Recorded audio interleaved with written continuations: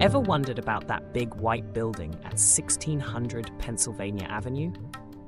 That's the White House, the famous home and office of the US president.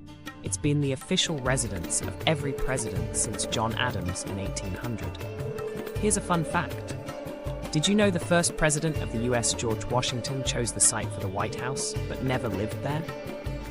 The story began in 1790, when Congress set aside land for a federal capital on the Potomac.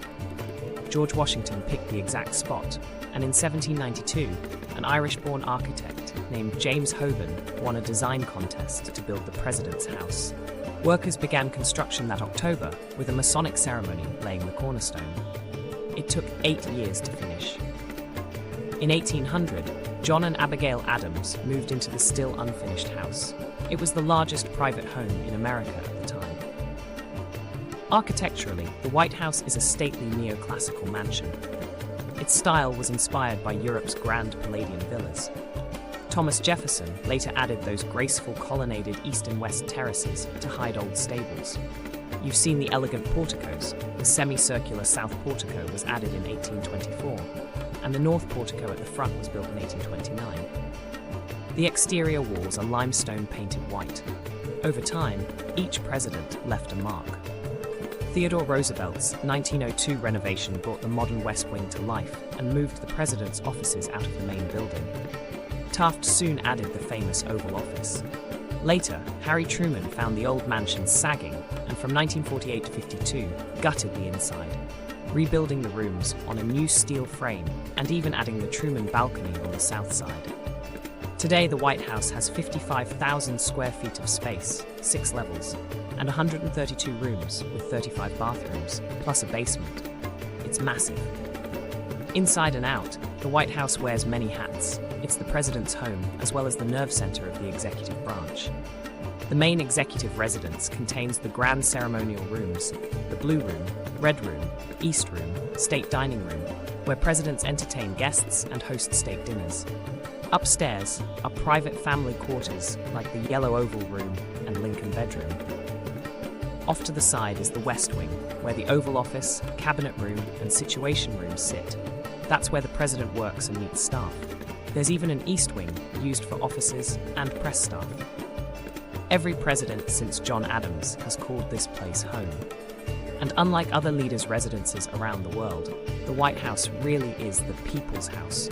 It's the only official head of state home you can tour for free when it's open to the public. The White House isn't just historically important, it's full of interesting quirks. For starters, it sits on about 18.7 acres of gardens and grounds. Picture the North Lawn and South Lawn.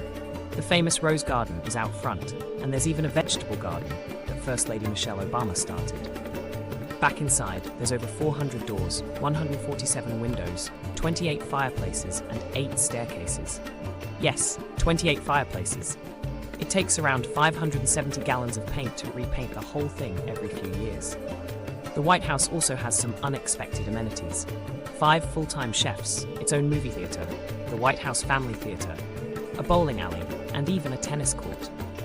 During World War I, they even put a flock of sheep on the lawn to keep the grass mowed. It's said to be haunted by a few ghost stories, though the living residents are probably the only ones who know for sure. The White House has also been the setting for some major events. It was burned by the British in August 1814 during the War of 1812, when they marched on Washington, D.C. In 1929, a serious fire broke out in the West Wing on Christmas Eve, gutting offices under President Hoover. Luckily, no one was hurt, and it was rebuilt. Every Easter Monday since 1878, kids have rolled decorated eggs on the South Lawn, a tradition started by President Hayes. Important meetings and state dinners have taken place here.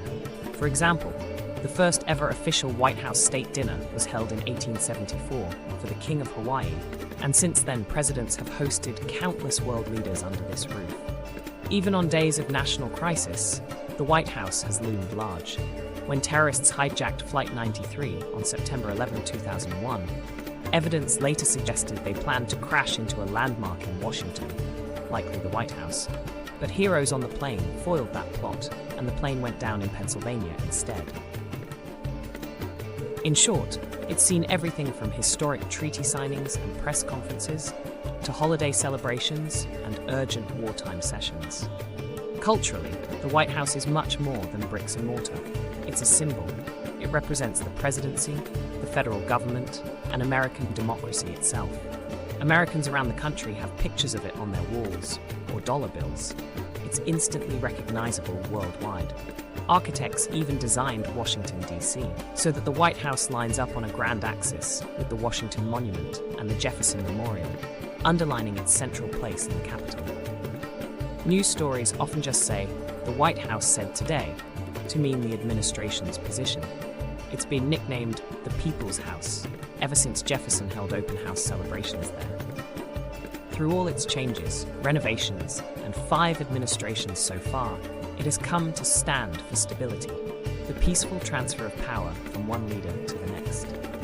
So there you have it.